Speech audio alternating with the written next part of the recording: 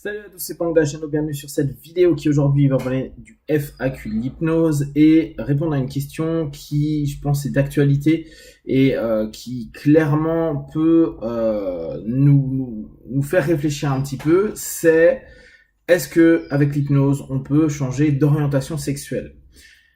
Question qui peut paraître trouble dans un premier temps et surtout on se dit mais qu'est-ce que ça vient faire avec l'hypnose? Eh bien, il faut bien se rendre compte que on peut avoir des partenaires qui viennent en cabinet avec des problématiques liées à leur désir sexuel. Et dans les désirs sexuels, il peut y avoir des personnes qui sont attirées par des enfants. Et là, il y a une vraie question qui se pose. Est-ce que l'hypnose peut, entre guillemets, parce que vous savez bien que c'est un terme qui est faux, mais reprogrammer les besoins, envies, désirs sexuels de quelqu'un. Donc, autant dire, c'est la même orientation que dire est-ce que un gay avec de l'hypnose peut devenir hétéro? D'accord? Donc, la notion, elle est quand même profonde. On n'a pas... il n'y a pas une réponse absolue, sachant que ça dépend des expériences que vous avez pu faire vous en hypnose. Moi, de mon point de vue, on ne peut pas. C'est-à-dire que on peut pas dire à quelqu'un par rapport à un besoin primaire qu'est la sexualité que ses envies et ses besoins se modifient. Autant on peut assez facilement, et encore assez facilement, c'est pas toujours le cas, mais dire voilà tel besoin, quoi, telle chose que tu estimes être un besoin actuellement et en fait n'est qu'une envie et que cette envie-là elle peut se déliter, voire s'effacer complètement. Seulement, vous observez déjà pour des choses comme la nourriture, bon c'est déjà très primitif, mais on va dire la clope qui est beaucoup moins primitive, la difficulté qu'ont certaines personnes simplement à ne plus fumer ou à fumer autre chose. Passer à une vaporette, vapo, je sais pas quoi là. Donc, cette notion-là de dire voilà, est-ce qu'un programme hypnotique peut entraîner un changement d'orientation de quelque chose d'hyper lié à notre reptilien, c'est-à-dire la reproduction ou en tout cas le besoin de sexe, est-ce que l'hypnose peut y faire quelque chose? On peut s'interroger vraiment de manière très ouverte là-dessus, parce qu'effectivement, on peut dans des spectacles d'hypnose voir des personnes dites hétéros jouer. Et là, je mets bien le mot jouer. Le rôle d'un gay avec quelqu'un du même sexe. Et il prend le plaisir. Donc on pourrait se dire, bah, c'est facile. De plus, on sait que, par exemple, il y a beaucoup de femmes, plus que d'hommes, qui sont attirées par une expérience homosexuelle à un moment donné. Okay. Mais ça ne veut pas dire que l'envie de tester l'expérience soit réellement l'orientation sexuelle. Donc, on pourrait se dire, bah voilà, on a un levier qui est le levier d'expérience et travailler avec, au travers de suggestions, de déclencheurs et on va dire même de modification de croyances, c'est-à-dire mettre une croyance et l'associer à l'autre, qui est un grand classique en PNL par exemple. On pourrait se dire, bah voilà, avec ça on a une ressource, on peut faire quelque chose, et donc on devrait pouvoir faire en sorte que l'attirance vers une personne, un sexe ou un âge, on le diminue, on le réduit ou on l'efface. Pour autant, c'est pas si simple que ça. Parce que dès qu'on commence à retourner sur des notions très instinctives, et on va le voir là beaucoup sur des choses plus basiques, hein, mais comme l'alimentation, regardez le nombre de personnes qui vont faire de l'hypnose pour telle ou telle chose, et qui au bout du compte n'ont toujours pas défini correctement ce qu'étaient leurs envies et leurs besoins. Et donc c'est pour ça qu'ils vont demander quelque chose qui bloque, plutôt que quelque chose qui les fait s'écouter. Et même en faisant quelque chose qui bloque, comme l'anneau gastrique, il y a X% qui n'ont pas de feedback. Il y a un paquet qui ont un feedback, mais il y en a, c'est pendant un laps de temps.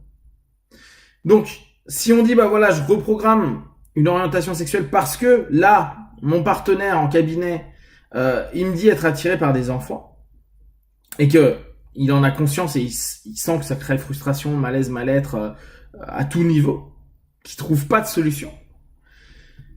Si succès il y a, ça serait de manière assez transitoire et éphémère. Et encore, c'est très compliqué de dire qu'on y arrivera. En tout cas, que le partenaire y parvienne. Donc, cette notion à nouveau de programmation de la psyché pour dire, bah voilà, c'est comme si c'était quelque chose de simple, il suffit de reprogrammer. Je crois pas que ce soit possible. En tout cas, possible sur du moyen long terme. Alors, qu'est-ce qu'on peut faire? Parce que, ouais, ça peut vous arriver en cabinet d'avoir des personnes qui sont pédophiles. Et, première chose, posez-vous la question en tant que praticien, est-ce que vous êtes prêt à travailler avec des personnes avec ce type de pulsion-là? Si vous ne l'êtes pas, ne travaillez pas avec, orientez-le vers quelqu'un qui pourra le faire. Maintenant, qu'est-ce qu'on peut faire? C'est tout le travail de fond de l'hypnose, pas simplement le travail symptomatique, c'est d'aller travailler sur les causes, les origines. On ne dit pas du tout qu'en travaillant avec je ne dis pas, parce que c'est pas le bon, je dis pas qu'en travaillant avec les origines, les causes, ça vous allez modifier grand chose. Néanmoins, ça peut permettre une restructuration peut-être de sa conscience par rapport à certaines choses et surtout un contrôle possible à moyen terme. Donc, voir ce qui fait que d'un point de vue pulsionnel puis comportemental, il y a cet élément-là qui est présent. Et l'histoire peut faire énormément, on le sait bien. On sait très bien que beaucoup d'attouchements faits à des enfants sont faits par des personnes qui ont eux-mêmes vécu des attouchements. Donc on peut se dire, tiens, il y a un travail qui pourrait être fait à ce niveau-là, sur quelque chose qui est vraiment du passé, etc. Néanmoins, là encore, quelqu'un qui peut s'orienter vers l'hypnose et se dire, moi je vais faire de l'hypnose pour qu'on me reprogramme, si déjà il part avec cette attitude et cette notion-là, c'est-à-dire sans aller derrière, accepter le fait que ça puisse prendre X sessions et que ça puisse être long, douloureux, etc. et que c'est pas juste un programme, pas juste je te mets en transe, je te dis 10 suggestions et tu ressors et t'as changé. Ça risque d'être compliqué, ça peut être très complexe. Donc cette notion-là, vraiment pour aller sur le fond, non, en tout cas, je ne vois pas de possibilité de transformation, de changement ou de reprogrammation d'une sexualité, d'une orientation sexuelle vis-à-vis de n'importe quoi, de toute façon. Après, on pourrait dire, pour des personnes qui passent des steps dans leurs désirs et leurs besoins, là c'est autre chose. Mais c'est juste des fantasmes qui vont être validés et ainsi de suite. Et là, il y a certainement un travail à aller faire sur la satisfaction. Mais d'entrée, il y avait peut-être un périmètre de désir qui était plus léger, plus petit. Et c'est parce que les expériences ont été faites et qu'il y a un besoin de stimulation, une espèce de boulimie, de sensation d'expérience, que là, il se passe autre chose. Mais dans ce cas-là, on a encore une autre orientation hypnotique et d'accompagnement à faire. Donc, si vous avez des remarques, des questions, je pense que c'est un thème qui est vraiment intéressant. Il n'a pas à être tabou. Et on sait qu'actuellement c'est toujours un peu touchy, surtout avec tout ce qui est en train de se passer d'un point de vue social. Je pense que c'est intéressant de mettre cet élément sur la table. Et je remercie d'ailleurs la personne qui m'a envoyé cette réflexion-là, cette question-là. Parce que derrière, c'est vraiment des choses qui peuvent se passer en session. Je sais qu'il y a quelques années, j'avais fait une vidéo ou 2-3 vidéos sur accompagner les personnes transsexuelles.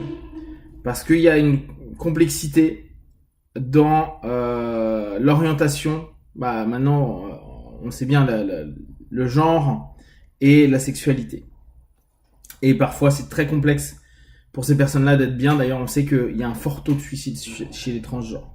Donc, c'est des accompagnants qui ont vraiment un sens et qui, dans notre quotidien, peuvent être une réalité, et il est intéressant de se poser la question en amont et de voir ce que l'on peut faire, aider ou pas, ou moins, ou peu, ou jusqu'à quel point on peut accompagner de manière positive quelqu'un. Donc n'hésitez pas à partager sur le sujet, et comme d'hab, de tout ce que je propose, ne prenez que ce qui est bon juste pour vous, testez, observez, analysez et concluez. Be one, ciao.